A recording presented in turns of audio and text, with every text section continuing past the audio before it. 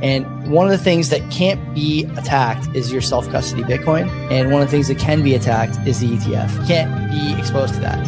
That's my view. It's not a good idea. And by the way, that'll hit MSTR too. It'll probably hit other stuff as well. Friends and enemies, welcome back. Canadian Bitcoiners podcast. Friends and enemies, welcome to the CBP. Want to be better informed? Listen to Len and Joey. Spots is taken care of right off the top. Oh, Bitcoin and easy DNS. The media is feeding the slop. It doesn't matter what topics discussed. Quality entertainment and information you can trust. That's being planned or at least discussed. You know, we're not going to allow quality entertainment and information you can trust. Send the guy some value, boost them with some sats. Bitcoin is a scarcity asset. I mean, it's just a fact. Geopolitical, national, down to the local cloud. Friends and enemies, welcome back to the Canadian Bitcoiners podcast. My name is Joey. That's Len. We got a great show for you tonight. Tons to talk about in the Bitcoin and economic space. Len, the CFL is eliminating the Rouge as we know it. Did you hear about this today? No. 2 years of significant rule changes. They will be curved in between next season and the 27 season, including no longer awarding points for missed field goals or punts that go out of the end zone.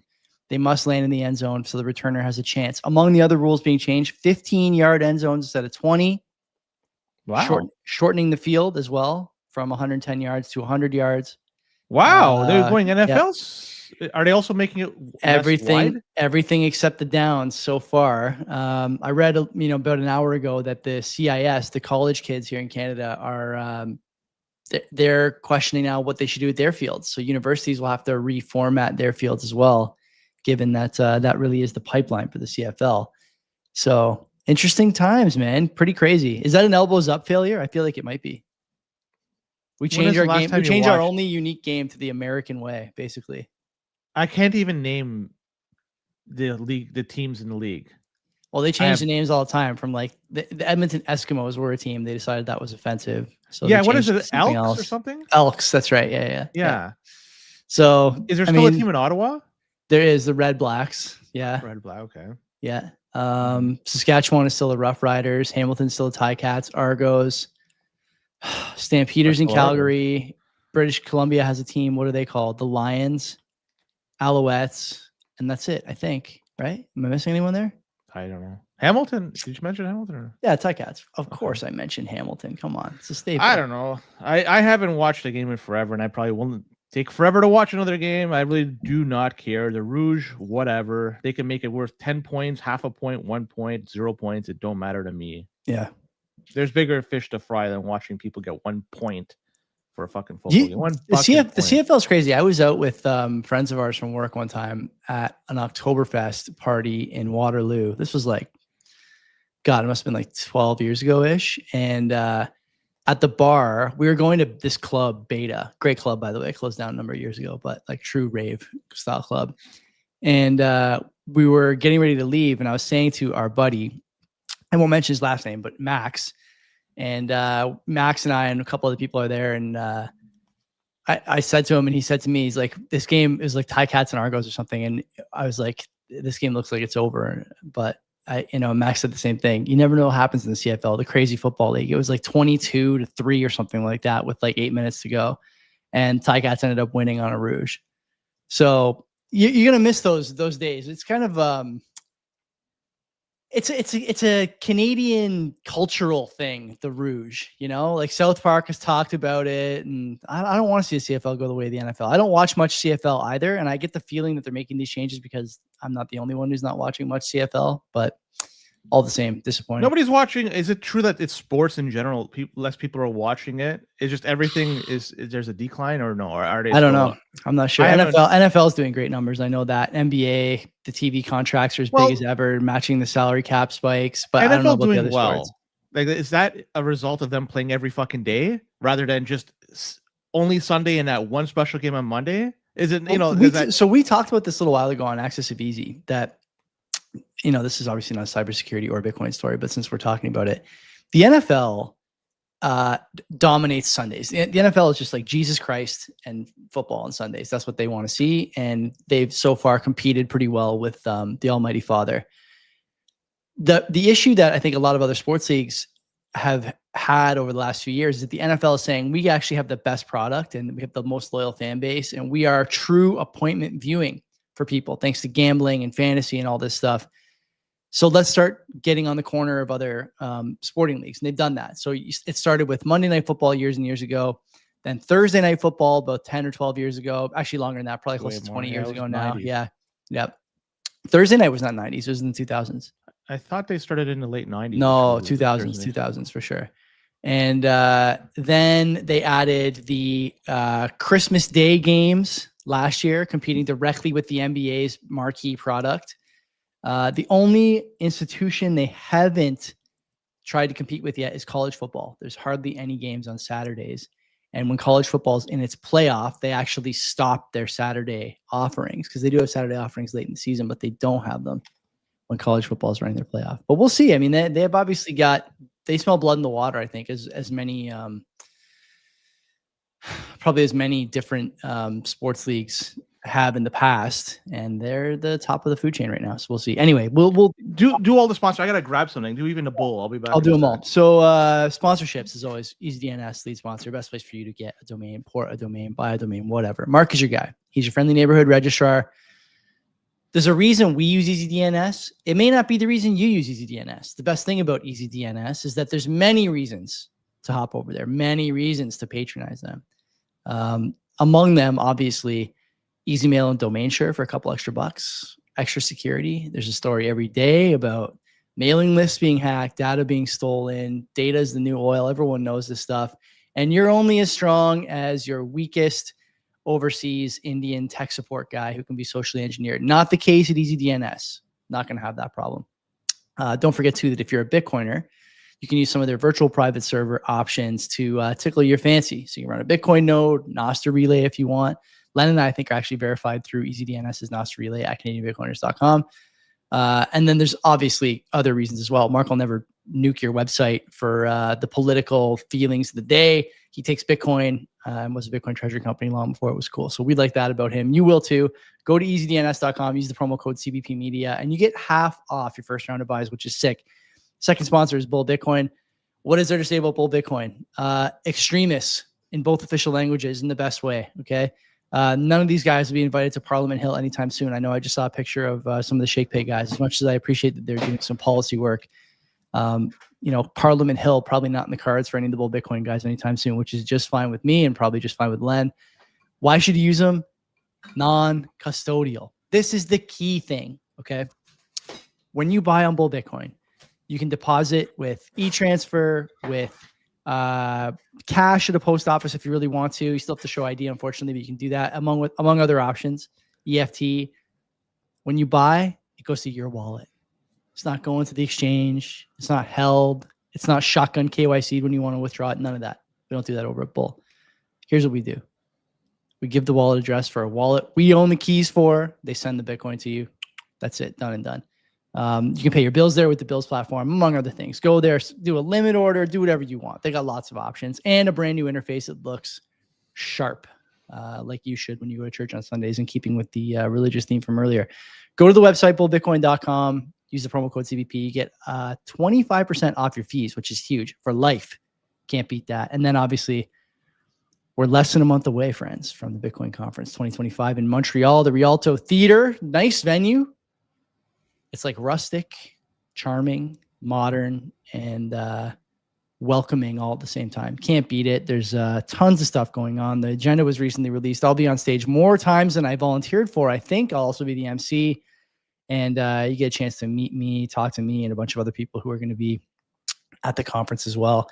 I don't think we have a promo code. If we do, I don't know what it is. But it's a conference that I support, and I know Len has, we've talked about it in the past. It's one of the better conferences. I view it as the only option if you're a Canadian.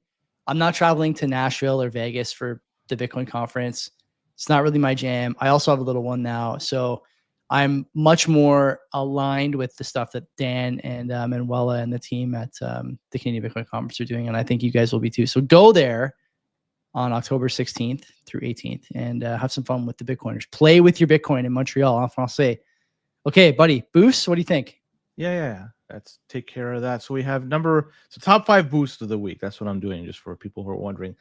We have 513 from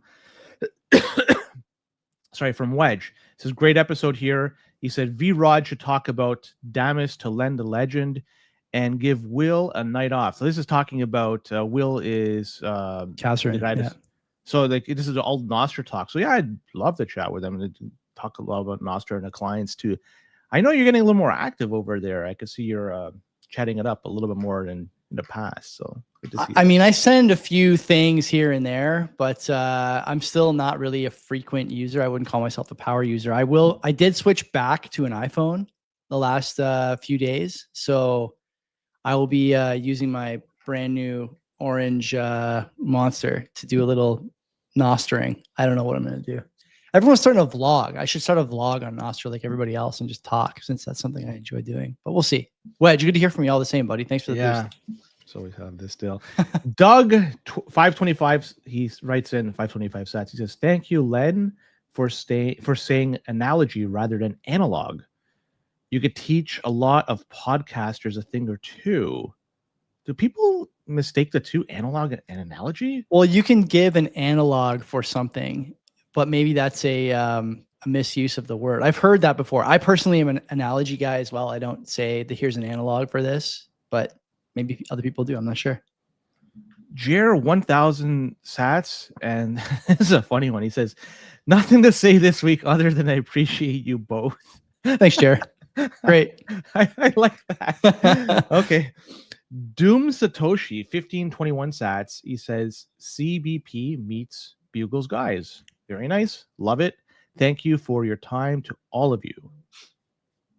Anytime. Sure. Don't mention it. What do you say to that? No problem. Thank you. No, it looks like he likes us. I mean, I wasn't part of that, so he'd like the discussion between you and the two dudes there. So, Bobo Tummy 2024 sats, and he writes in, "Bring back the pie in the face." Wonder who that's referring to. Yeah. But Bill Gates got it. Kretchen got it. Few people have gotten it over the years. Yeah, it's a wake up call. call. And the beautiful thing about that, it's humiliating, but nobody gets hurt from that, right? Like that's the way to do it. If you're gonna do something, like there's nobody gets hurt. Hopefully, there's no eyes lost from the pie as a result of that, right? But you know what I mean, lost. Right? What are you putting in your pie? Pennies? I have no idea. But you know what I'm getting at. Like that's the best way to do it. Like throw a shoe, do a pie to the face, stuff like that. I don't recommend doing those things, but if you're gonna do something, those are way better than a bullet to the head. It's been too long since we saw a good non-violent political act. But anyway, so we got some housekeeping here. Last week we had no one. This week, did we have no one last week? We had no one last week. Right, nobody. Yeah. This week, I'll be talking to Dr. Brian Day and Dr. Mohammed Zarabian. Brian Day is a retired orthopedic surgeon, or semi-retired orthopedic surgeon who's been pushing for private option healthcare in Canada. Mohammed Zarabian is a guy who's doing surgeries out of McMaster, and actually just messaged me saying he wrapped up the first private spine fusion in Ontario today. So you got two guys who are top of their field and want to help as many people as possible and want to do it outside of the bureaucracy of the system. And both of them have had similar experiences with hurdles and hoops and whatnot. And we're going to talk about some of those hurdles and hoops and what seems to be just a torrent of people, a never-ending torrent of people saying that two-tier healthcare is not an option. You guys know how I feel about this. I think two-tier already exists in Canada, and if you don't realize it, then you're on the bottom tier. We'll hear what these two gentlemen have to say. They're much closer to the story than I am. And then Friday this week, Mark is coming to visit, so we will record something, and I'll probably put that out next Wednesday so that we have some content to release that day. So nothing live, but there will be video and audio coming down the pipe next Wednesday night. And it'll be Mr. Jeftovic and myself just chopping it up in the basement studio that Len is yet to visit. You're more than welcome to come to that, by the way, if you want to make an appearance. We have plenty of mics here and plenty of room. I'm at the golf course this Friday. Second time in a week. And you know what? I didn't play for 2 months. Last time I played was middle of July, and I took 2 months off just because of circumstances. You know, my wife's mom cracked her hip, Ah. and then one of my golfing buddies hurt his back, his shoulder blade specifically. So it was just a series of events. So yeah, so I finally got to play again last week, which was amazing, and I'm playing again hopefully Friday. Tough. As long as it don't rain, we'll see what happens. Anyways, So we're looking forward to all that. And then after that, it's pretty much one more week till the conference. I'll be on Mike Campbell's show on October 29th, I think. So whatever week that is. And I'm looking forward to talking to him, obviously. Was it September 29th or October 29th? I forget. I got to check my calendar. But in any case, looking forward to speaking with him and his team. There's an announcement coming on that show, by the way. You'll want to tune in for that one. But that's all I got for housekeeping. So we're about 16 minutes in, wasted a bunch of people's time. Thanks for sticking around. Where do you want to start, buddy? Talk about Trade Ogre. We talked about Trade Ogre before. It was in passing in the previous show. And allegedly, we know somebody who may have used it. I'm not going to go much further into we do? Yeah. Oh, wow. Yeah. Manny Monero? Manny. Yeah. Oh, for wow. sure. Really? Okay, This I is didn't know years ago, though. So this is. He was just at my house a couple weeks ago with his wife and daughter. Yeah. So if he came by after this happened, maybe he's wondering what's that. Well, you know, when I spoke to him, he said it's been a long time since he used it. Okay. So he's probably A-okay. It's a shitcoin exchange, and it's a no KYC exchange at that. You just sign up with a quote unquote email address. So make that for what you want. And people who left anything on an exchange, it wasn't a non-custodial exchange like Bull Bitcoin, where it's the only place. It's the only thing you can do. You got to provide an address to facilitate the buy. You could buy stuff and leave it on there, and people have done that, and they got rugged. They got rugged. Why? Because the Canadian police, the RCMP, they just completed the largest cryptocurrency seizure in Canadian history.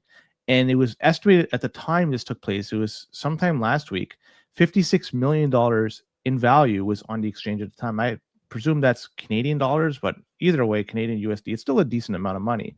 Yeah. And the RCMP, this is straight from their website, their press release. It says that the money laundering investigative team opened a file in June 2024. So last year, so almost a year and a half, year and a quarter.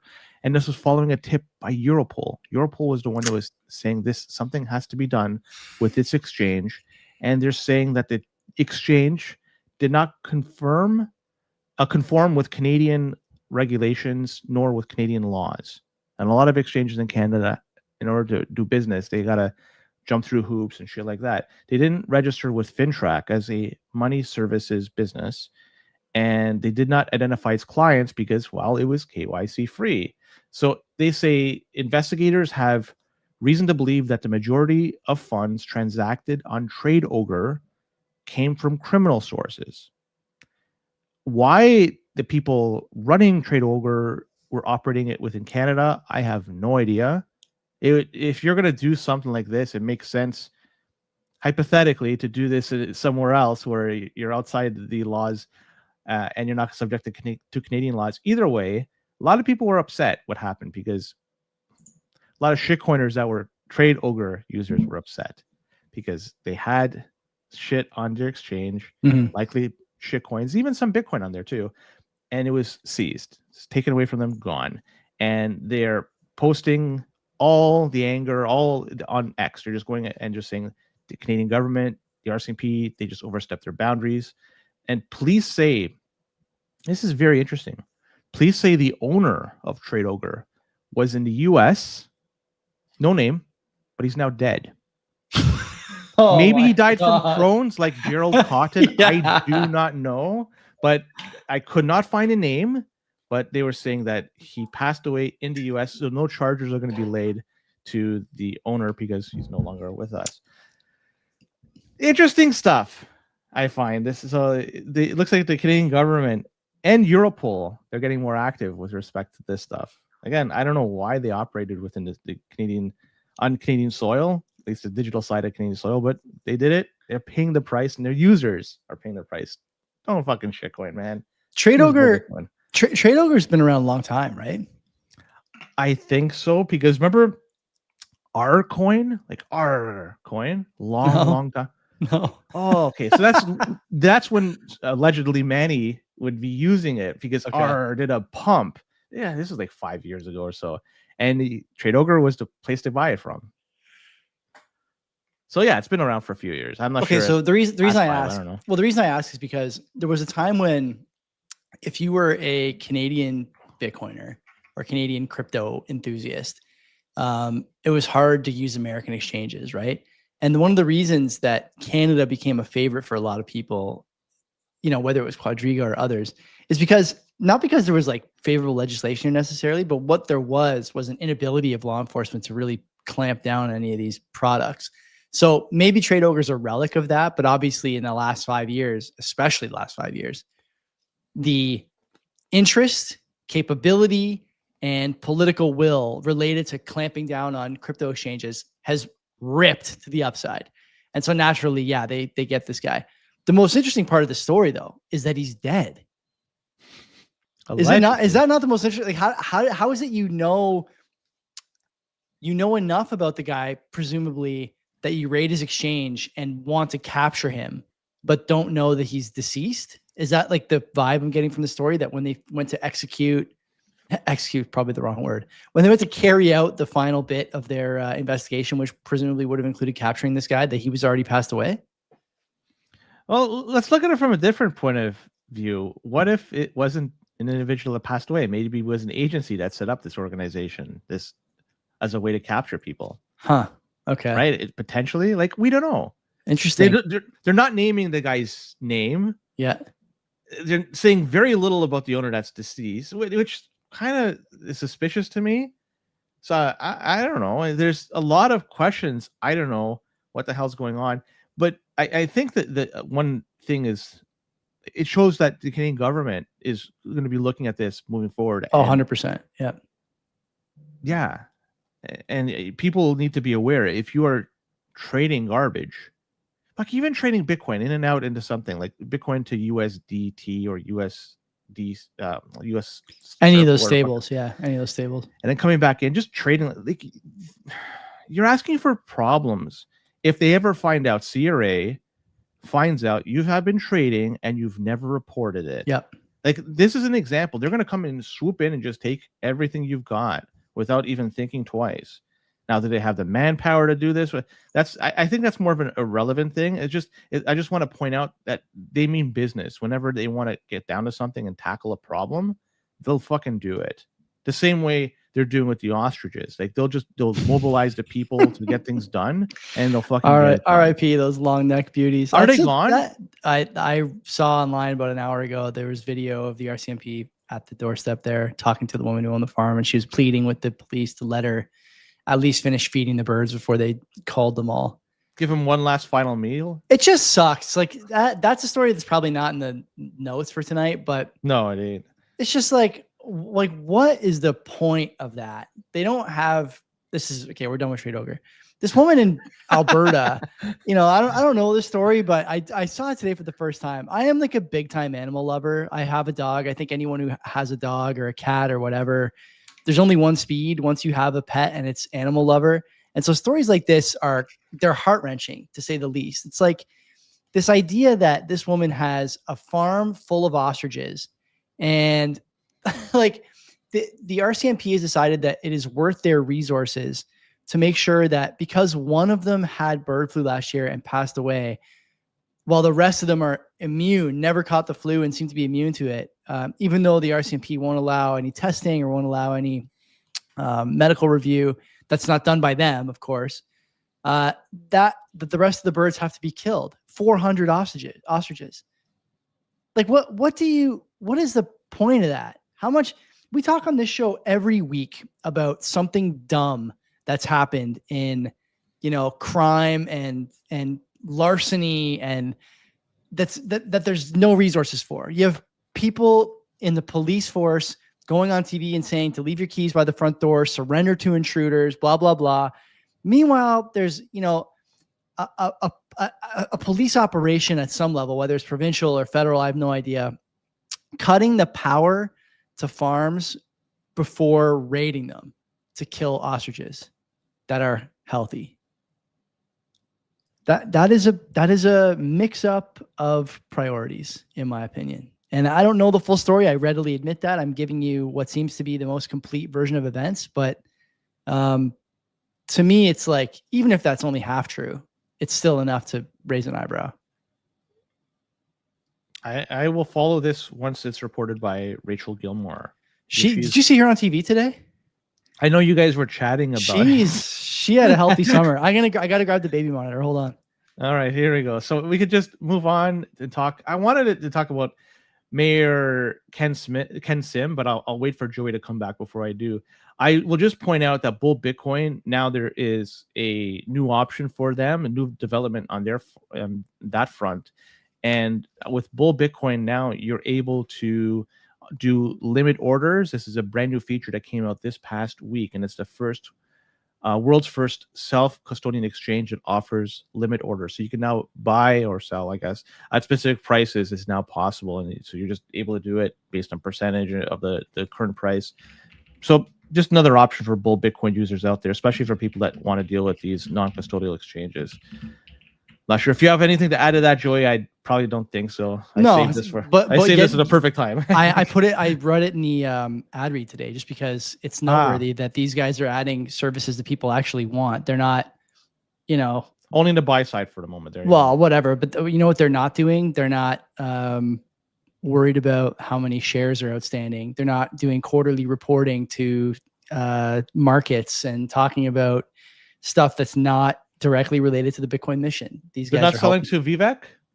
They're not selling to Vivek. No, they're not. What a fucking scam that's turning out to be, right? I know. Yeah. Let's talk about. Talk about. Do you want to talk about that? We can talk about that if you want. I have really nothing to add about that. So if you want to run with it, go right ahead. Vivek and some conglomerate. I butchered his name then. Yeah, they bought Saylor Scientific was purchased today. Saylor Scientific was purchased today, and the plan for Vivek's, conglomerate, Vivek, whatever his name is to wind down the Saylor business. Did you know that?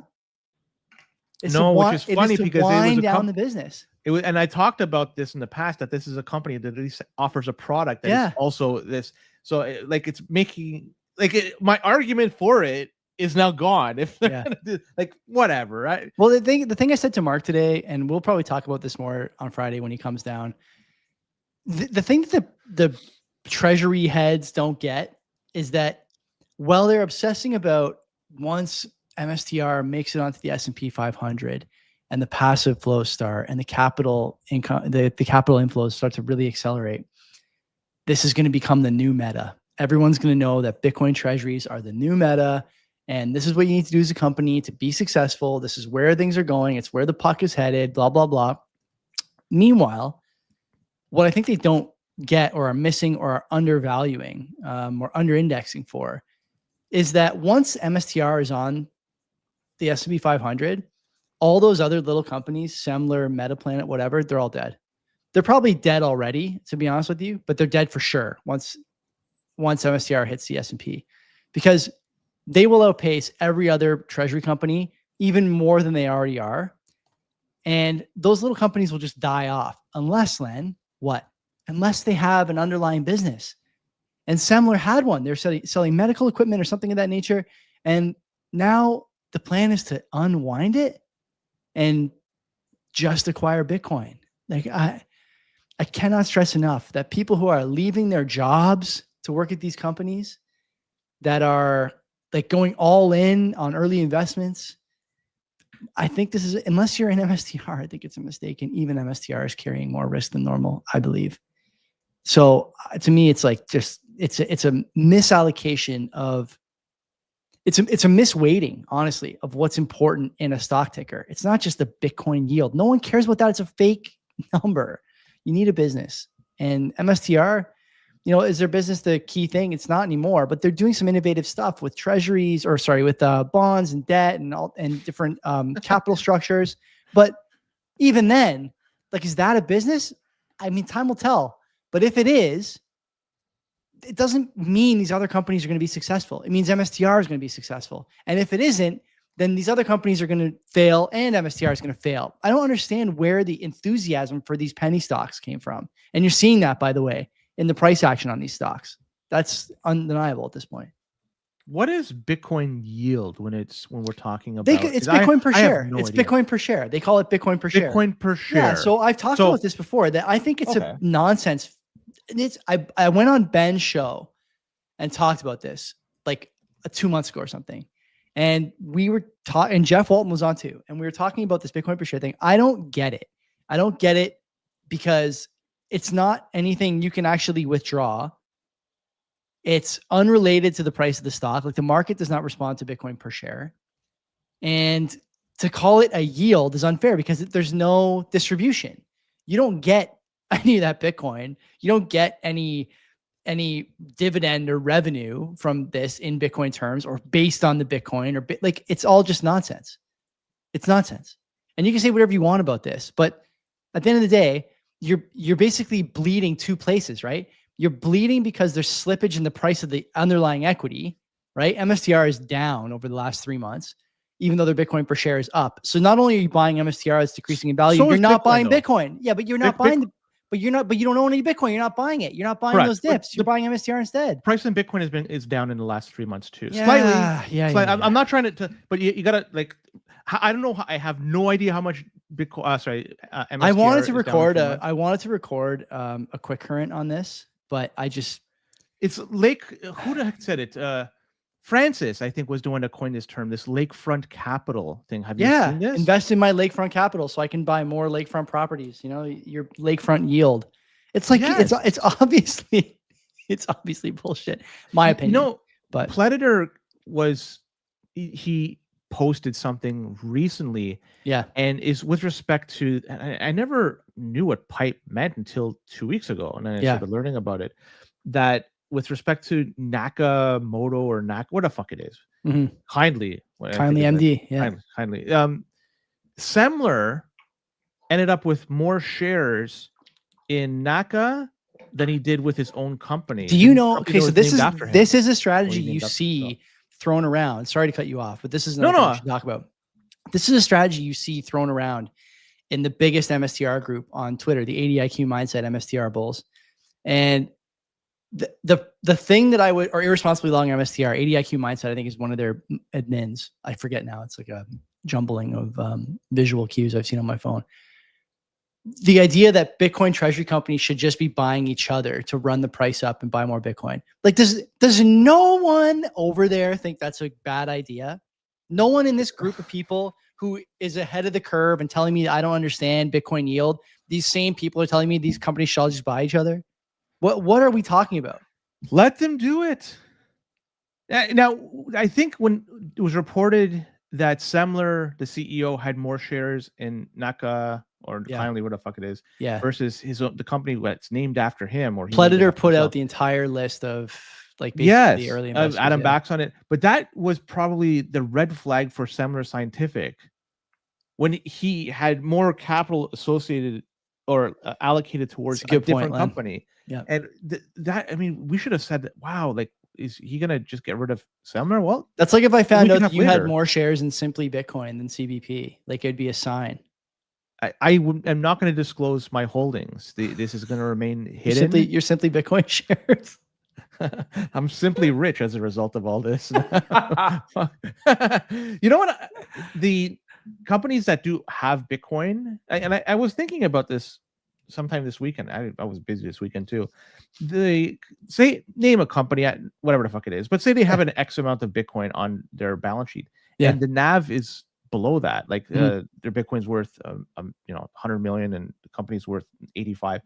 Doesn't it make more sense for MSTR just to simply buy up that company because they're going to be able to get Bitcoin at a cheaper price, as long as there's no other problems with the company? Its books are fine. Like there's nothing like that. And you just turn it into a Semler, destroy the business and take the Bitcoin. Yeah. Isn't that more fiscally responsible for MSTR because they have the ability to gather capital? Well, this is what happened today with Vivek, right? Like they did an no cash transaction. It was shares, right? So I need to know the details. Like I got to look at Punter's timeline, but to me, it's just like the more you do this, the more likely you are to find yourself in a position where you have, where it's it's like there's too many fault lines that again like are just not top of mind and not on anyone's radar when the price is 110. But if we drop to 90, MSTR is going to be fine. MSTR has got so much capital that it's not going to matter for them, but it's going to matter for like Semler, Metaplanet, these companies that are basically zombies, right? That just bought Bitcoin and rode the Twitter high and tried to capitalize on people wanting to make a quick buck. For whatever reason, Bitcoiners seem to think that shitcoining is bad, but buying treasury companies that are penny stocks is good or responsible or moral. And I just don't see it. I don't see how one is worse than the other. They're equally as bad. Yeah, I think so too. If you're simply talking about Bitcoin, neither of those two, buying a share in a company or purchasing a shitcoin, is anything but. You can't take ownership of it the same way you can with Bitcoin. You can't verify it the same way you can with Bitcoin. There's all those fundamentals that make Bitcoin that people want to get it doesn't exist with those other things. So if anybody's saying that this is like Bitcoin, no, man, it's just the price may be kind of associated with it. That's the best you could say. But in the end, you're still operating within the walls of the fiat garden. And ultimately, if you want to get access to all that capital, you got to pull it out of your bank. And for the time being, it works fine. There's no resistance for that, I think. But moving forward, I can't guarantee that. And I hope everybody that's playing in this game gets access to the capital that they have in the markets. And if not, it's a good learning experience. Buy more Bitcoin. At least you should have bought more Bitcoin. It's a good learning experience the hard way. Yeah, exactly. Yeah. So I look at that. It's just it's total nonsense. Full disclosure, like I own some MSTR, and Len and I have had this conversation before about how I still think I need my TFSA for some fiat expenses, and there's no better place to grow money basically for free while the currency deflates to nothing than some of these companies. But Len is correct in every other assessment there that it's not Bitcoin. It's just not, and it's never gonna be. Saylor is never gonna pay you out any of his Bitcoin yield, And by the way, Mike was on Brunel's podcast again, since it seems like he's only got eyes for Natalie these days. Mike Saylor? Yeah, Saylor. Yeah. Okay. Was on Natalie's podcast. I was listening to it on the weekend. Of course. Why is he going on podcast, Len? A new narrative to spin for some nod along clown who won't challenge him on anything and just fucking smiles and nods. The new narrative. We need Bitcoin to be very low utility, because anything that's high utility is a bad store of value. Gold is the best store of value because it's very low utility. Silver is worse because it's higher utility. Copper is even better because it's higher utility, but it's terrible store of value. He's talking about transactions, or means of exchange. I'm honestly sick of this guy. I'm sick of him. And also, I watched that unconference keynote he gave.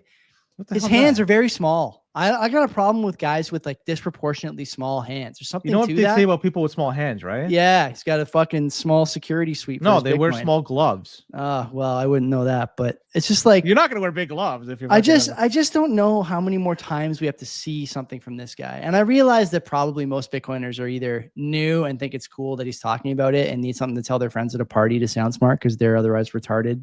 Fine.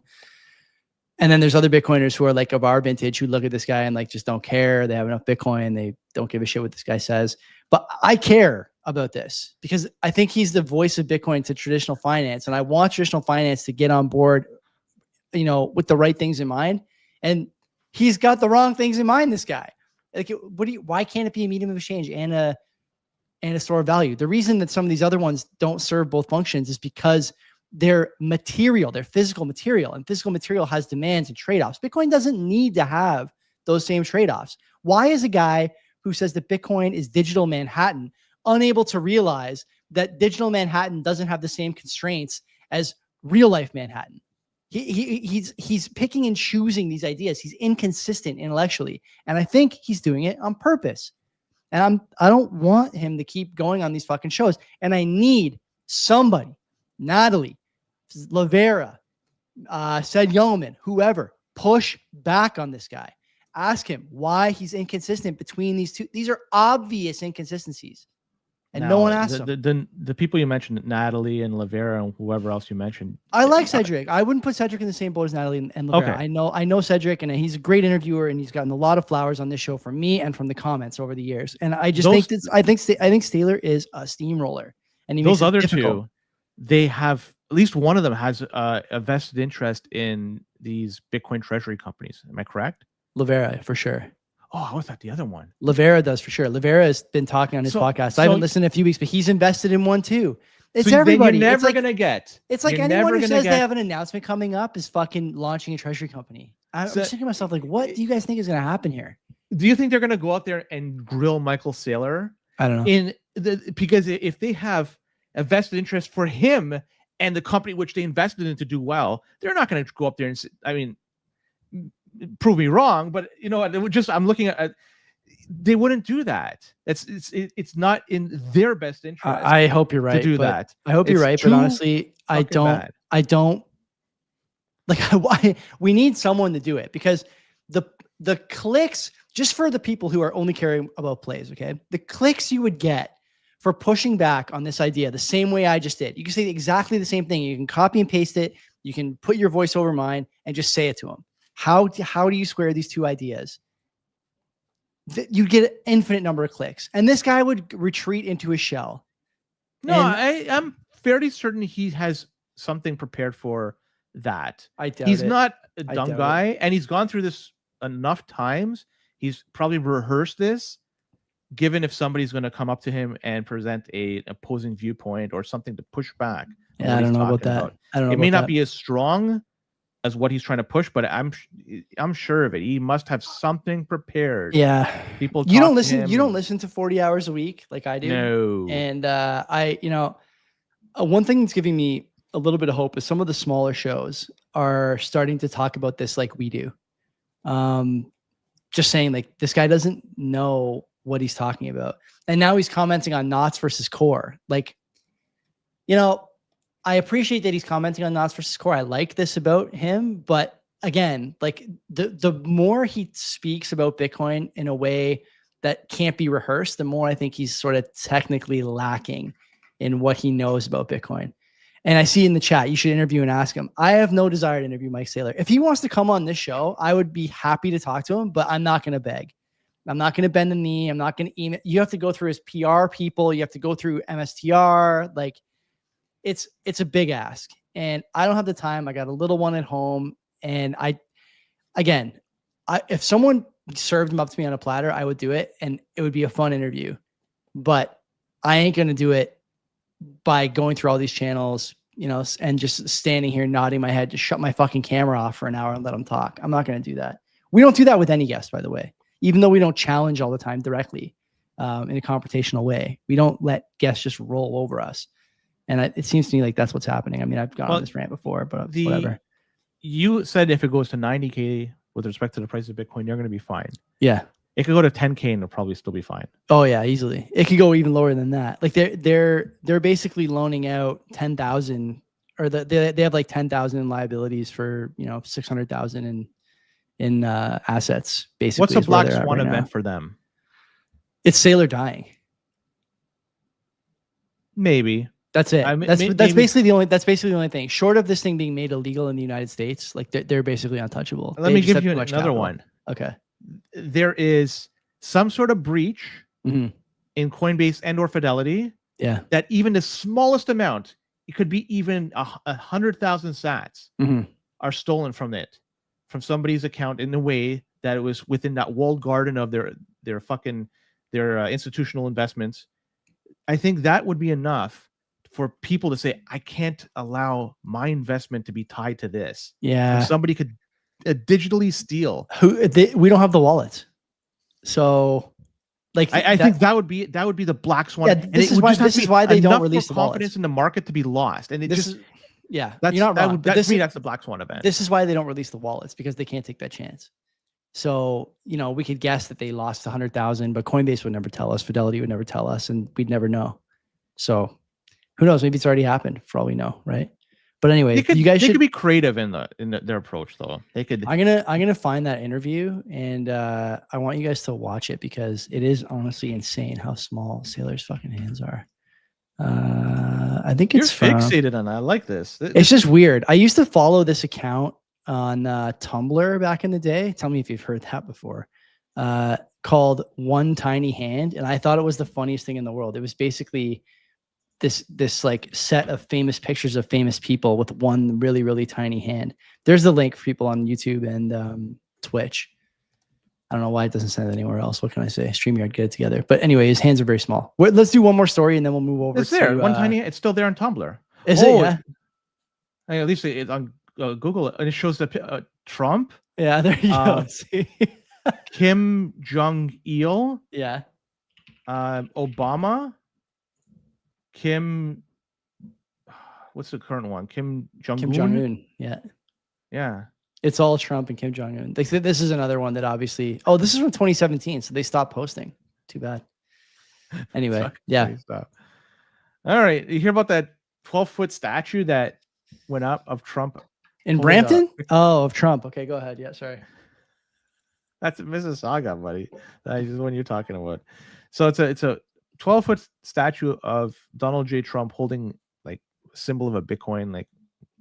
That's what it is, a Bitcoin symbol kind of thing. Stupid. And it was put outside the U.S. Capitol, and it was put up on September 17th to honor his support for cryptocurrency. The statue, they say, is like a symbolic gesture. Oh, because God. The National Park Service, they issued a permit which stated it's recognizing the president's support for cryptocurrency and its role in pushing Bitcoin's value beyond $100,000. This artistic installation aims to ignite discussion in this iconic location. And it's a golden statue. Obviously, it's not made of gold. It's just the outside, the appearance of it. Kind of reminds me of those statues in Pyongyang of Kim Jong-il and Kim exactly. Il-sung. Right? Doesn't it? It gave me that exact impression. And so they said this went up on September 17th. The reason why it went on that day was taking advantage of the Federal Reserve rate cut decision, which took place on that day as well. And for people wondering who was behind it, it's shitcoiners that are behind it. It was organized by meme coin enthusiasts that are tied to pump.fun. And that is a meme coin platform. And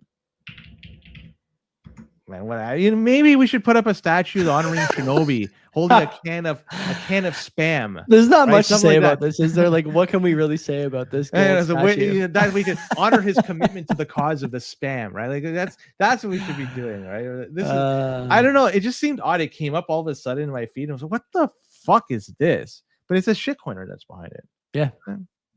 Yeah.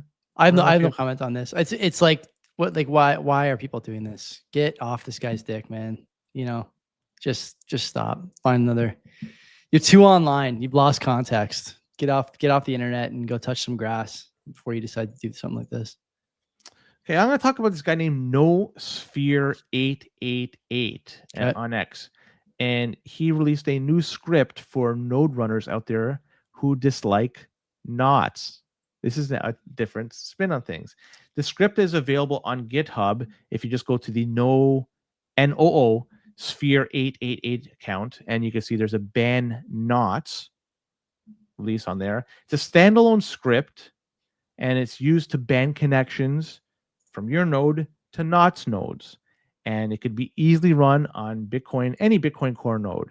And this way, you don't have to connect to nodes that won't relay your valid transactions. This is according to the GitHub notes. It also has full backward compatibility. So if you're using a previous version of Bitcoin Core, this will work for you. And it works for any Bitcoin Core node that has RPC enabled. So if you're trying to connect to your node, like with the Sparrow or something, obviously you're going to have this enabled. So you have the option to either ban or just disconnect from those knots nodes. And in order to take action on this, you have to have SSH access to your node, follow the instructions, you're off to the races. I like this stuff. I may not agree with the fact that, banning knots, but I like the fact that people are taking action. Yeah. They're making a statement one way or another. I mean, I may not agree with their statements, but the fact that you can make a statement is, I like this. And I just found it to be rather funny. And in a way, I support the fact that they're doing something like this. I like options. I like having people that they could do whatever the fuck they want. Wonderful stuff. I won't run it, but somebody can, and somebody may want to. Wonderful. Give people options. Welcome to the Bitcoin development community, where there's always a script, no matter what side of the fence you're on. For any argument, someone's got your back. knock them out, knock them down, shut them off, shut them down. Just run the script. It's really that easy. How come we haven't seen more of these, by the way, given that you can just run like a AI program to write you something, presumably, with basically no friction? Don't see too much of it. Good question. Yeah, I guess finally somebody came to the conclusion that it's time for us to do something, because up until now you had not filtering out certain transactions from their mempools, and core nodes are doing nothing. This is a kind of, okay, we're going to do something on our nodes and we'll not connect to you guys, and that way you'll never be able to send your shit over. Like, it's interesting. It's a battle, but you know what? It's a way to make a statement. If you believe in something, you should very well have the ability to broadcast it and do something about it. If you are a pro core guy and you want to have inscriptions and all this shit, all this spam on your node, all the more power to you, man. I may not agree with you, but you have, as long as it's with the consensus of the network. Yeah. Go fucking nuts. Yeah. I don't fucking care. I think you're right. I'm surprised this is still ongoing. We talked about this last week or 2 weeks ago. Like, what's it going to take for this to end? It seems to me like people are against version 30. So, whatever ends up happening there, it'll be either people not upgrading or people running knots or whatever. But it seems to me like that's just V3.0 is not going to take. So I hope that's the end of this discussion for the time being. Well, no, I think this is another step in the this is definitely not the end of this shit. There's going to be many, many more discussions on this topic, especially as Core 30 becomes more mature and ready for release. It's getting close. And once that's released, then there's going to be a lot of discussion and what's the best path forward, how to address it. Is it really something we should be saying that they're compromised? But it's a topic for another time, I guess. Sure. Yeah. Let's talk about Mayor Ken Sim from Vancouver. Kenny, friend of the show. He's pro Bitcoin, right? Like, obviously he's been here, and shitty city from what I understand. Although my perception of Vancouver is different because I've never visited there, but it just seems like such a great city. Either way, blockchain.news was reporting that Vancouver has established a Bitcoin fund for the Vancouver firefighters charities. The majority of that article was horrible. It was written by AI. Terrible article. Anyways, I had to go to CTV for more substance. And apparently what's been created was a fund dedicated to support the mental health of firefighters. And it's been reported that suicide rates amongst firefighters are 30% higher than in the general public. I don't know why that's the case, but because they're the first people to get to accidents. Oh yeah, you're right. Okay, that makes total sense. Yeah, they see the absolute worst. Anyways, so donors so far have given about 3.5 Bitcoin to the fund. Not sure if there was cash converted directly to Bitcoin or not. I'm assuming that's the case. Either way, it's now in BTC. An additional $2.7 million Canadian have been pledged to this fund for mental health. Anyone wishing to donate, they could do so in either fiat or corn. And if you go on the website, vancouverfirefighters.ca, you could do it. I tried it, but I couldn't find a way to do a Bitcoin donation. Either way, I like this. I'm wondering how they're going to be dealing with this as there's fluctuations with the price of Bitcoin, and there's going to be. We're now a year and a half into this cycle, and if you just look at previous cycles, we're in for some interesting times ahead with the price of Bitcoin. And given that, this is for mental health, they want to use the money that's been donated to them. What happens if the price of Bitcoin goes down 30, 40, 50%? Are they going to still remain in Bitcoin? I hope so. Let's stick it out. But let's hope they're Bitcoiners rather than just, traders. I think, Mayor Sim not only is a Bitcoiner, but also gets it. Talking to him about some of the problems in Vancouver and some of the things he's doing with Bitcoin and other initiatives that he's trying to take, they're unpopular because people don't understand the vision he's got, right? So I expect that this is going to go well. And I think that firefighters are among some of the people who probably have pretty good instincts about stuff like this. They're people who are thinking about their retirement. They're people who are family oriented a lot of the time. And I may be stretching there a bit, but my experience anecdotally, obviously, firefighters like that stuff. Don't forget, Blue Collar Bitcoin was, I think, 2 firefighters, or 1 firefighter and 1 EMS guy. So there's some precedent here. And what do people like more than a suicide prevention fund that grows in value. I can't imagine there's many things, you know? Well, and so over Pablo time, writes in the chat. Yeah, we want to limit suicide. Maybe exposing people to Bitcoin isn't the best for mental health. You know what? Just give it 4 years. If you can make it 4 years, you'll be fine. It's just a time horizon. Like, where are they looking at? Is it a long-term outlook, or are they looking at what's my return today, and then tomorrow, what's my return today? And if that's what it is, then it's possible they could just liquidate and go into fiat or buy. I'm liquidating my assets and going into fiat depreciating currency. And maybe, well, I would imagine they wouldn't stay in fiat. They'd buy some I don't know, ETF that covers the market or something. I don't fucking know. Yeah.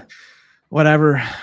Let's do one more story. Sure. Fortune, they wrote an article and they were saying that Google, they've released an AI payment protocol that includes support for stable coins, including partners that are Coinbase and Salesforce. We've talked about them in the past, and I believe on Access of Easy, right? On Access of Easy, yeah, not here, but yeah.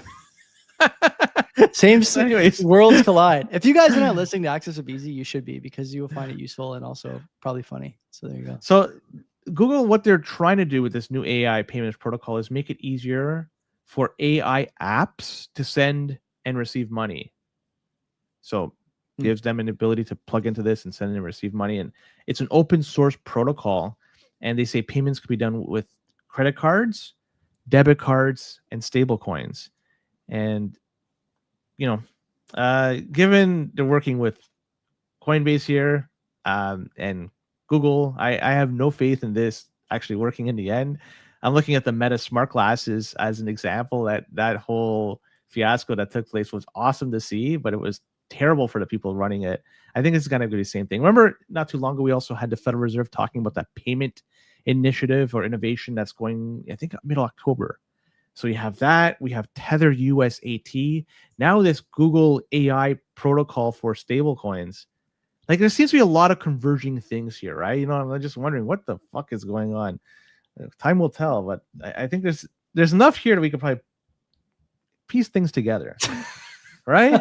Right? There's enough things that are just pointing to the same fucking. Telling you, man. Telling you. It's interesting. Yeah, there's a need for these coins. There is. Boomer's pointing out a Kevin Durant story. I don't know if you saw this. Kevin Durant. Yeah, I did see that. I don't know how top 10 access to it. Yeah, he locked out. Like, what? But how? It's all you have to do is provide the information. Here's my identification. I'll fucking fly over there to show it. Nothing easy in the world of Coinbase and withdrawals. I think it was Dick Whitman today posted to Coinbase. You can get your coins at any time, provided we have the liquidity. Yeah, I was gonna say these coins were sold a long time ago. They don't have access to it.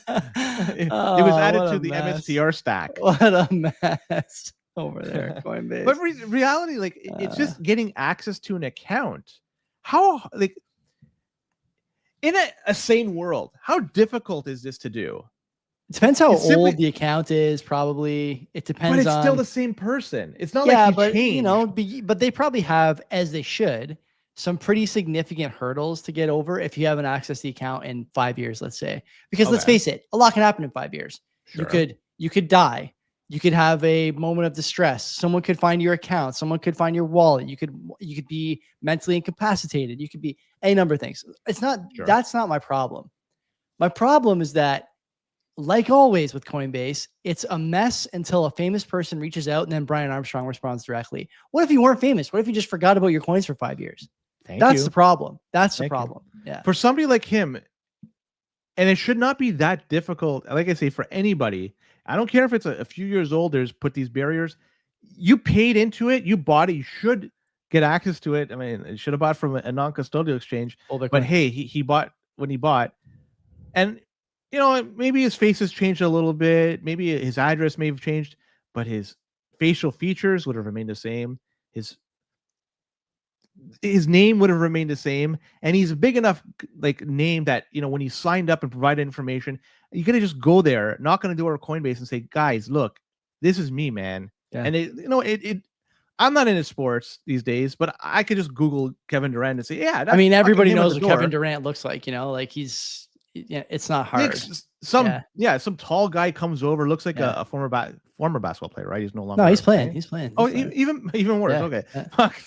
fuck yeah! This should be like the proverbial slam dunk.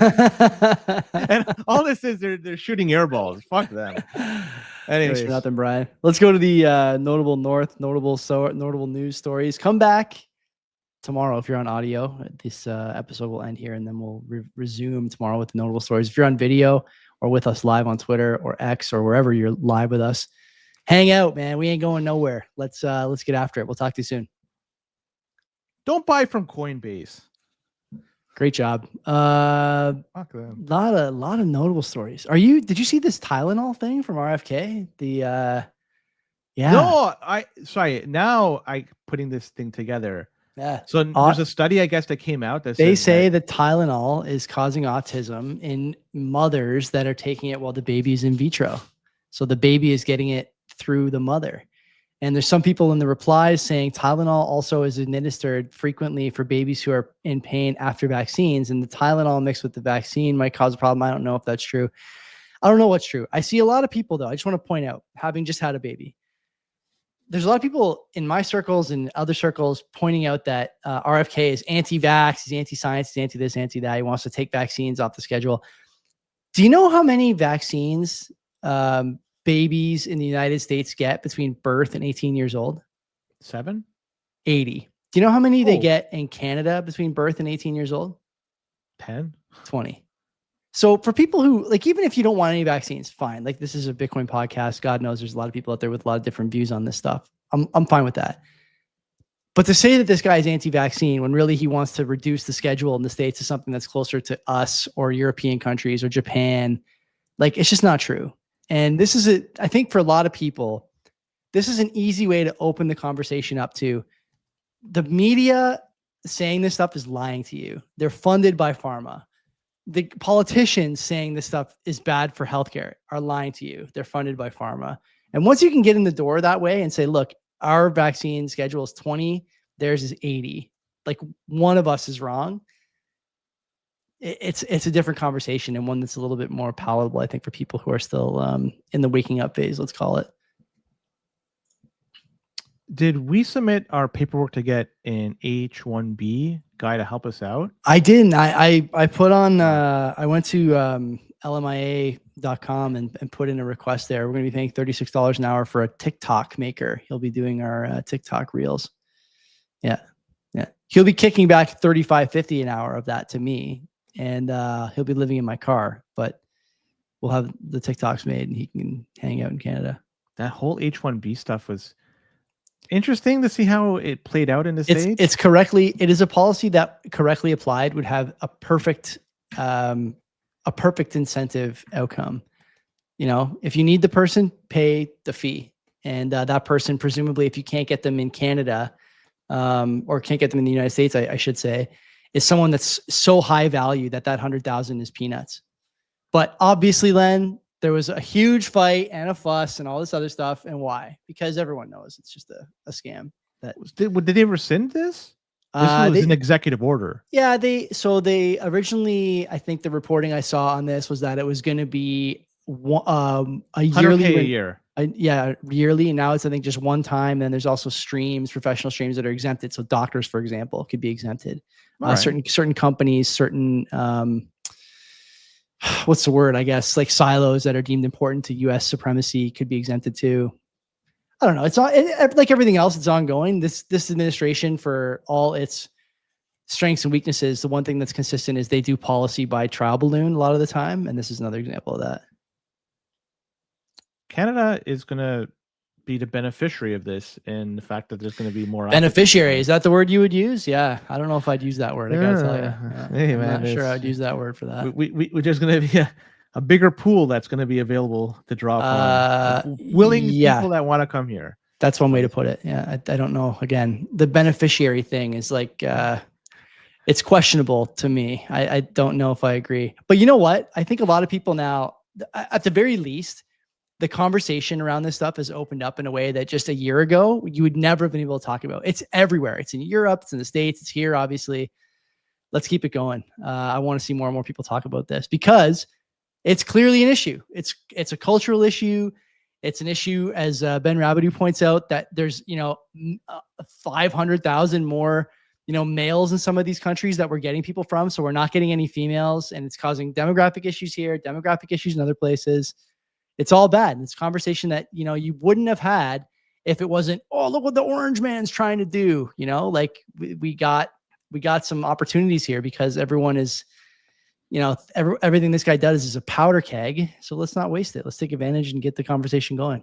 Well, in Canada, I think it's been a while before we get that conversation going, because we had people shitting on beaches. Nobody really did much about that. But people tossing garbage into pristine waters, and northern or central Ontario, nobody's done anything about that. You go to any fast food place and it's just dominated by one group of people and nobody's saying anything about that. So nobody's going to be saying about this for some time. If you recall too, not too long ago, Mark Carney was saying that the top two things that businesses, at least in Quebec, are looking at is number one being tariffs, the second being they need more temporary foreign workers. So the fact that they looks like they still want to continue that, and it's something that he said out loud. It's not something that we're reading between the lines. I'm almost saying it verbatim what he said. He's the guy in charge, right? I don't doubt that businesses want foreign labor. I doubt that that's a business model that we should be rewarding. That's correct. All. Yeah, that's right. That's a very good point. But he didn't go out there and say, "Look, we're gonna do some analysis here." No, obviously not. It was just nothing to gain from analyzing anything. He doesn't have anything to gain from that. Well, see what happened with the Federal Reserve when they dropped the rates 25 basis points. And the long end bond going the wrong direction. Were they expecting a bigger cut? Was that the expectation? The dot plot. Happen? Okay, so the statement of economic projections, or survey of economic projections, I think it's called, the SEP, the dot plot, is all over the place. And this new guy that got in there, the Trump appointee who still works at the White House, his name escapes me, Myron or something like that. He's calling, he's on TV calling for 50-point cuts. The dot plot now is mixed. There's people calling for 2 cuts, 1 cut, no cuts. The average, I think, is 2 cuts before the end of the year. They have 2 meetings left, and there's 50 basis points to go in the projections. Are they going to do 2 cuts? Yeah, I think they will. And I think the problem, Len, is that the reason the long end goes up is because the currency is going to be weak and the printing is going to be extreme. And you're going to see that here too. I just had a conversation last week with a fella at RBC. I was renewing my mortgage.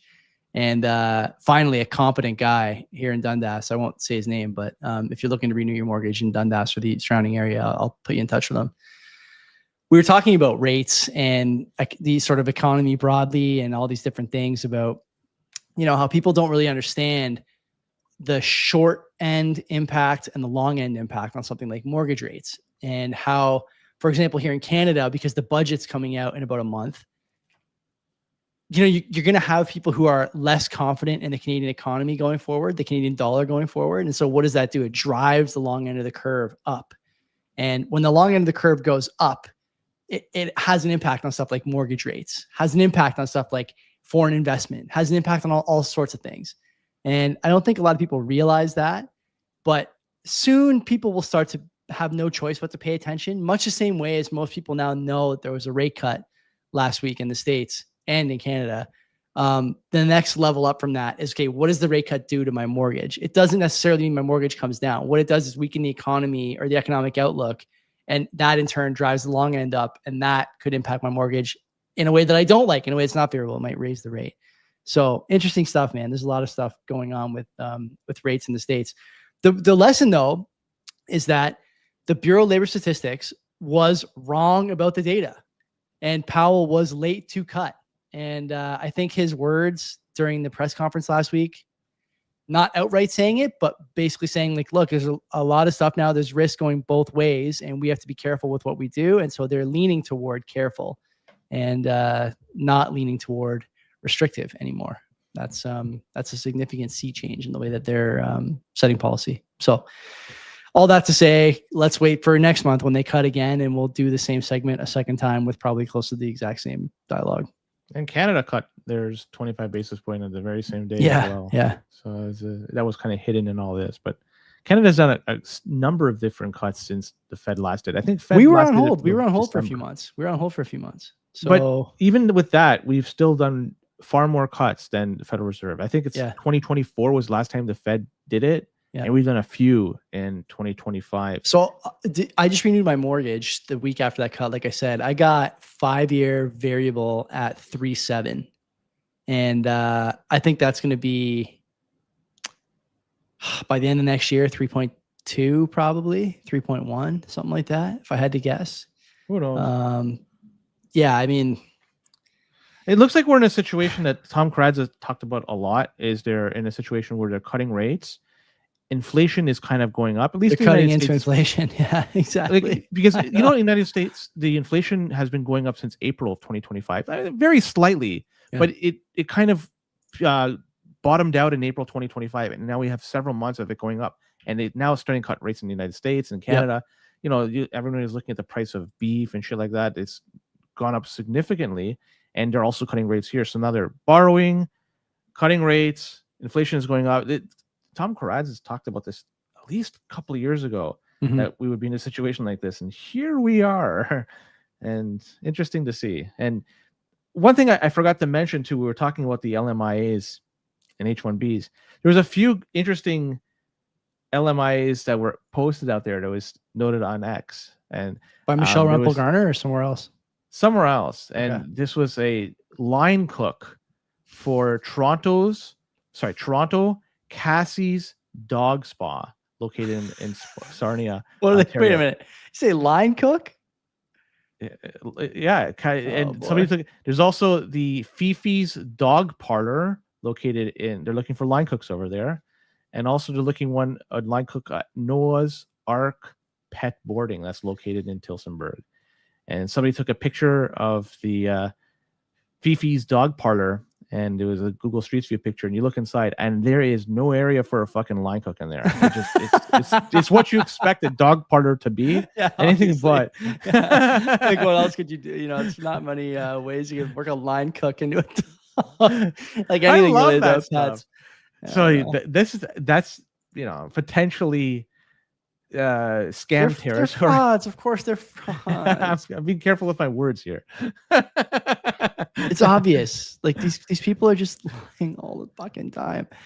Or like this poor lady in Waterloo who posted this picture of a guy in a turban who's like stealing eggs from her, and she's like, "Does anyone know this man? He was shopping with us and forgot to pay.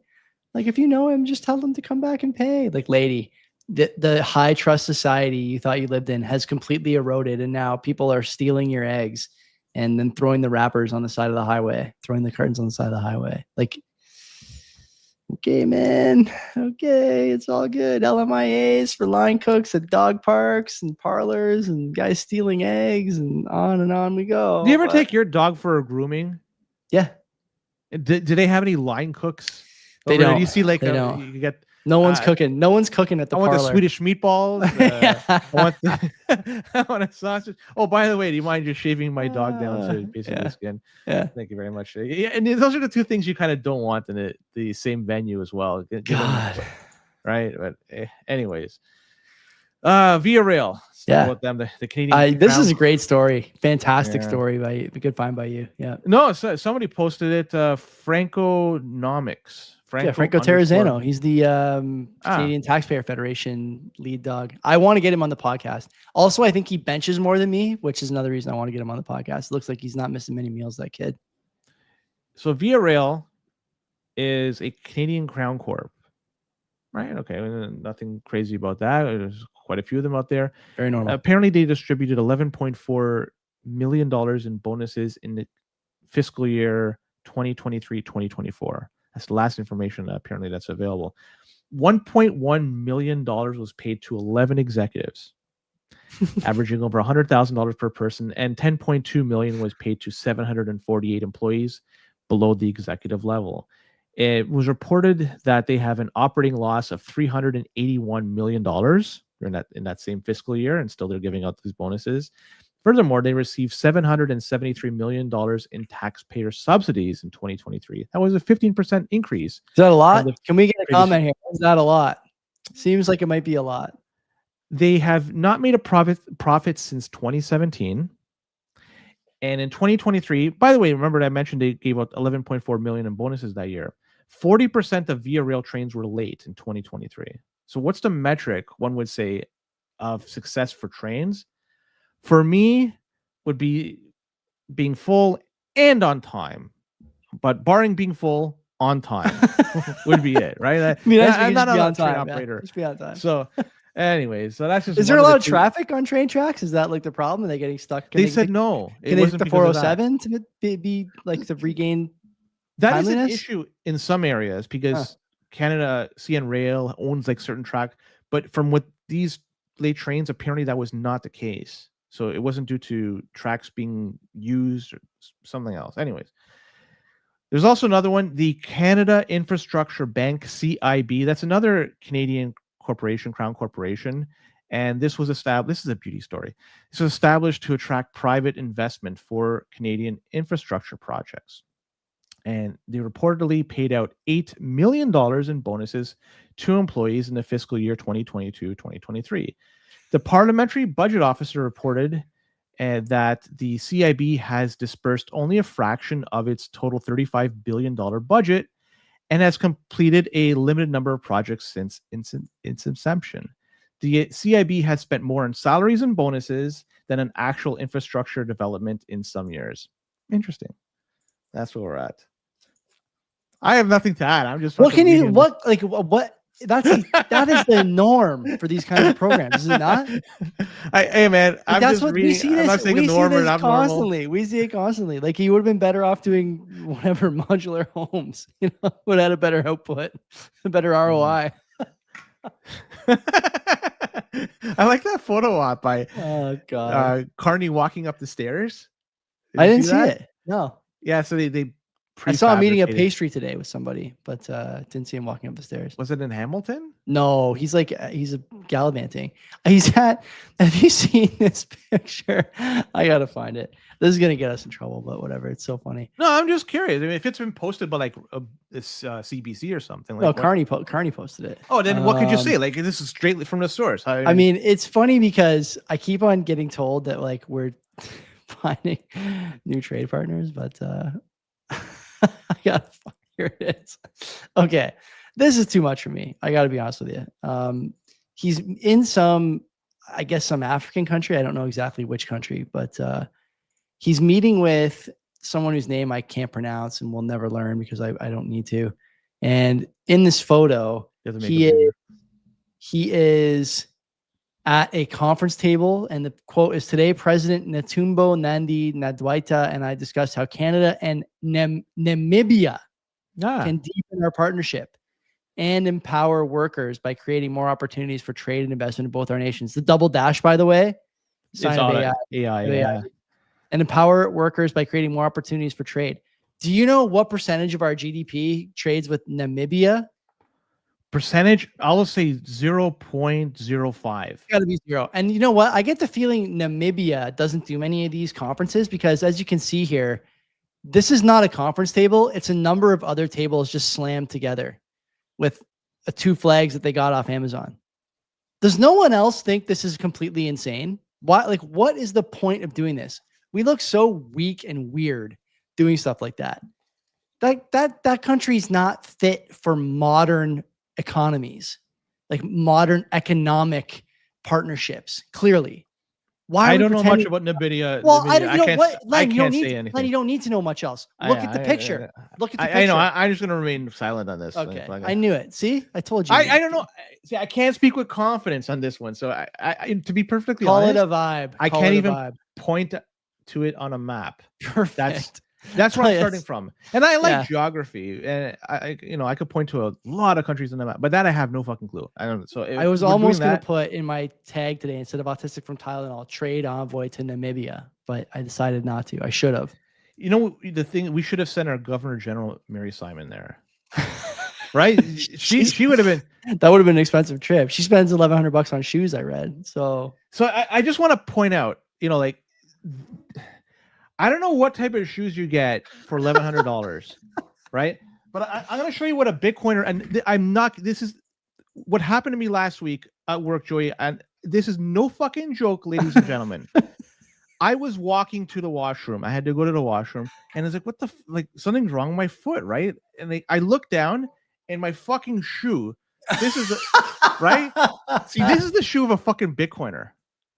I'm not getting $1,100 shoes for a reason, because I don't have an unlimited amount of money. There's no like. Do you have any money at all? I mean, I see better shoes than that on guys Clearly in the corner. This is like, and I'm not trying to say this is. I'm not bullshitting here. Like, I had to go to my car, and I'm shocked I even had golf shoes in my fucking trunk, and I just wore the golf shoes instead of this. Is I had to wear something. You were wearing your clickers around the lab, really? Yeah, I had to. So I had to wear this. So, anyways, so that's what I'm trying to point at. There's a difference between fiat and Bitcoin. I don't have the ability to go to somebody. I need more. I can't submit expenses. Like I have a limited budget, and I try to respect what I earn, and I'm trying to save for the future. As you could tell, you look at my car, you look at my shoes. Others, it seems like there's not the same thing. I'm not. The perception is like it's pathetic, and it's too bad it is like this. But it's just when I read this story and when this happened to my shoe, it's just like, man, this is like was meant to be. Can't win them all. Can't win them all. Fucking any of them. So there you go. Yeah, I don't know. That's funny. Nice, and nice visual aid there for people who are on audio only. The bottom of Len's shoe is like quite literally falling off. He's still wearing it. If anyone used to watch Married with Children back in the day, when Al Bundy showed to Bubba Smith his best pair of socks, that's really the only way I could attribute it to. When first Bubba Smith shows it's got like a tiny hole, and Bundy shows, I take a gander of my best pair of socks. And there's one strand of string, the fucking bottom holding it together. Love that show back in the day. Great show. Great stuff. But yeah. I gotta, I'm not gonna do this every week, but it just so happened maybe we should do this segment of the show, that new one I came up with. What the fuck did I spend my money on? That was from Two Whites and a Blue. I used to open every Two Whites and a Blue episode with "What'd you spend your money on last week?" No, but it's what I spent. Not just you, me, everybody. This is the grants and contribution stuff from the government of Canada. I got 4 beauties here that I did. I love this stuff. So we got number one. The value in this one is $27,900, so almost $28,000, and it's unlocking value for peasants through tomatoes and outgrowers broiling. But it's not just, it's in fucking Zimbabwe, man. They're doing this in Zimbabwe. They're a key trade partner. They sure are. So they're trying to make it better over there, to do shit with tomatoes, to unlock the value so farmers could. I love it. That's $28,000 for that banger right there. That's number one. I got 4 of them in total. Second, I got the nature positive food systems for climate change adaptation. $35 million. This is over a 3-year period of time. $35 million over 3 years. And the project aims to improve low carbon, climate resilient economies in rural areas of Ethiopia, Kenya, Mozambique, and Zimbabwe again, and enhance well-being in communities, especially women, girls, and other vulnerable groups. $35 million over 3 years. I can't. Climate change adaptation. I can't do it. Beautiful. I can't do it. So number 3, what the fuck did I spend my money on? We have $68 million. The impact of gender role conflict in the relationship between internalized heterosexualism and unprotected anal intercourse amongst gay men. Testing a moderate effect. So I'm going to repeat this.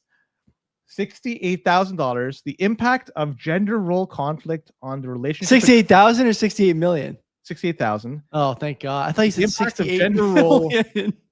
gender role conflict in the relationship between internalized heterosexualism and unprotected anal intercourse amongst gay men. Sounds like people are internalizing their heterosexualism inside someone else in that study. Could be. Oh, you know what? The last one's not loading up. I can't. Is it the gender just beans? The gender just beans one. It is. I loaded up. Beans for Women of Empowerment. This is the Beans for Women aims to strengthen the gender equality agency in decision making and resource rights for women and girls active in the bean sector in 3 conflict-prone provinces in Eastern Democratic Republic of the Congo. And so they have 3 targets. One is promoting gender equity in bean value chain. Second is increasing agricultural productivity by disseminating bean research products by users, blah, blah, blah. And third, let's see, reducing the vulnerability of the bean value chain by climate change. Love this stuff. This is $22 million over a span of 5 years. $22 million. And I just want to point out, when you go to the search.open.canada.ca website, you look at the grants. And I'm not fucking kidding. I had to do a double take on this. At first, I got it wrong. Every page you look at has something like 5 to 10 different grants they issued. This is over the past 10, 15 years. It's over a long enough period of time. Nonetheless, you have 5 to 10 per page. Joey, there's almost 1.1 million pages. Oh my God. Are you serious? Yes. I initially thought this is 108,000. I missed a fucking digit. You missed a million. You missed a million of them. 1.1 million of these pages. And each page has like 5 to 10 of these grants that were issued. Some are like a few $1,000s. Some are several million. That's what the fuck I spent my money on. There you go. We all spend it like that. We all spent it. That's right. We're all in it together. Elbows up. Shake Pay rewards look like they're coming down. Brutal. Yeah, Shout out to Jordan for turning me on to this story. They're pushing the card, right? They're pushing the card and the savings account, and Bitcoiners don't care about that shit.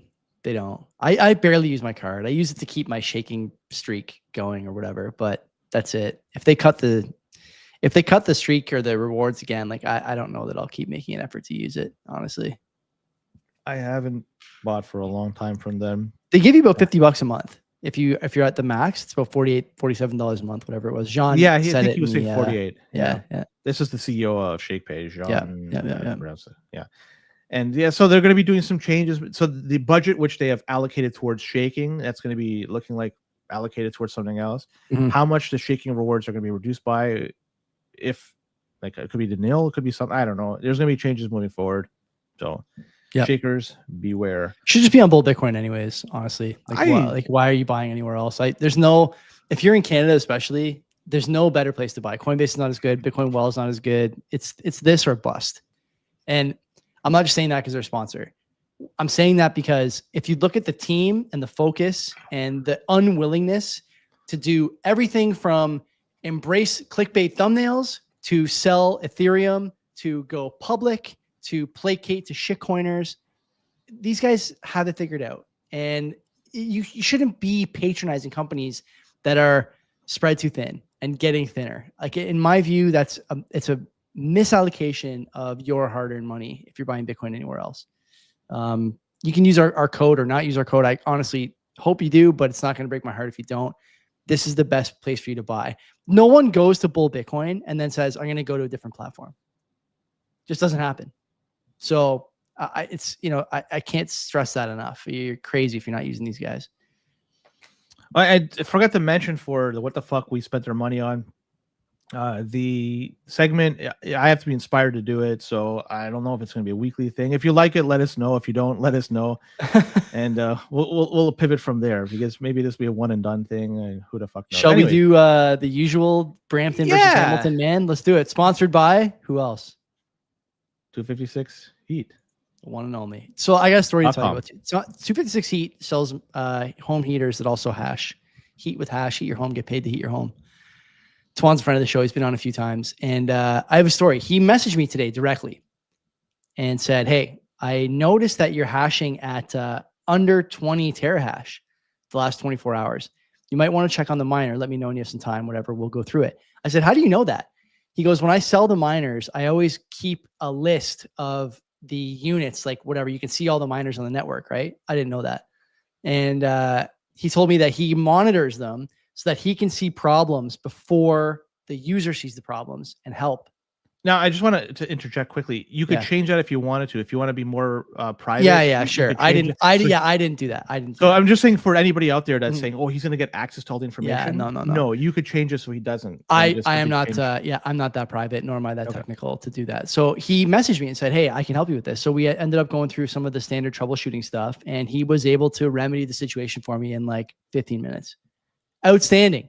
You're not going to find someone who's as sharp and willing to help as Tuan anywhere else. And so if you haven't thought about this yet, a bunch of you guys have already bought from Tuan. I want to hear stories about how you like the heaters. You should be buying leading into the winter because it's going to be hard to get these things. You get a 5% discount now if you're a CBP listener, which is huge. And you're not going to find a better product than this. I'm telling you. We don't just pimp anything that comes our way. I only give our name, our brand, the stuff that I think is going to make a difference for you guys. And this has been great for me. It's been great for Len. And I know it's going to be great for the people that have bought it since we started using Tuan as a sponsor. So if you haven't done it yet, 256 Heat, go and start talking to Tuan about getting something for your house or your garage or your whatever. Because winter's coming, as the saying goes. So the Brampton versus Hamilton man segment. Here we go. You can play along at home, and hopefully you get to pick the same one that Joey does. I'm ready. He's ready. been Here pretty we go. good. I think he's only lost one so far. That's right. So first story we have is a man was arrested and charged after failing his driving test and quote unquote driving erratically, nearly hitting 4 pedestrians, police say. Officers were called out to a plaza. That's where police say a 36-year-old man became irate after failing his driving test and became he was starting to yell at staff. And then he got into his vehicle, then began speeding through the parking lot, they said.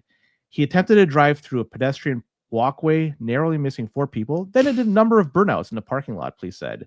And they said they found a man sitting in the driver's seat of the parked in the parking lot in his vehicle. And the man was arrested and charged with dangerous driving and stunt driving. He's been banned for driving for 30 days and his vehicle impounded for 14 days, scheduled to appear in court to deal with these charges. Okay. That's man number 1. Yeah.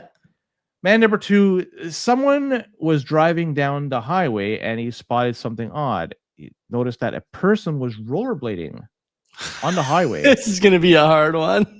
While 2 police vehicles followed them. So one passerby said, "I thought it was pretty crazy." She recorded the video roughly a minute long and said she was stuck in the highway for roughly 5 minutes. You can see in the video where he's rollerblading backwards and flipping off the cops at the same time. The picture's funny, by the way. He did cross the lane into the other side where incoming traffic was, but then he hopped back into the lanes we were all on. Interesting enough, police told CBC no charges were laid. The individual is located and educated on safe practices while rollerblading, and police reminded the public to safely use roadways as the weather gets warmer and people enjoy different outdoor activities. So we got the guy rollerblading on the highway versus the guy that failed his driving test. And I don't know how he did this, but he got in his car and drove away and almost was it legally or illegally because he failed his driving test. We got to figure his G test. So he probably had his G2 license. I maybe I think did not say. Okay. I would just found that part odd that he got in his car, drove away, and nearly hit somebody. Did some burnouts in the parking lot. Okay, I'm having a hard time with this one because normally our friends from India are sort of culprits in this kind of story. It's the traffic stuff. It's the going the wrong way. But I'm gonna say that I've not ever seen a Brampton man rollerblading. So I'm going to go with the driver's license guy as the Brampton man and the rollerbladers somewhere else, Hamilton man. That's very good detective work by you. You are 100% correct. Okay. So yeah, so we do have that. Now, the guy that was riding on the highway, he was doing it on the link, the Lincoln Parkway. That's, yeah, in Hamilton. Wow. Holy. Yeah. That's great. So that when was that? In 2023 April. Nice. Okay. So, yeah, and here's the story. I'll just post it here. You guys take a look at it, and you can see the there. You can see the very first picture he's giving the double finger. I'm gonna pull it up right now for the chat. Here we go. Oh hell yeah! That's so great. I love it. I think that's fantastic. I'm gonna put it on the screen here for people who are looking at the video. This is great stuff. I love that. What a shot. What a shot. He's rollerblading backwards. He's pretty adept. Like, I mean, that's not easy to do. So He just does not give a shit. yeah, good for him. Like Really like doesn't. that. Free So I spirit. hope you enjoyed this Hamilton versus Brampton Man segment brought to you by 256heat.com. Check them out, heat your homes, and laugh at these stories at the same time. It's all good. So, Let's get out of here. Thanks for listening and watching, everybody. I'll be back on Wednesday with Mo and Brian Day. And Friday we'll record with Mark, as I said before, and that'll come out next week. But until we talk to you next, take care of yourselves. and don't be a Brampton man.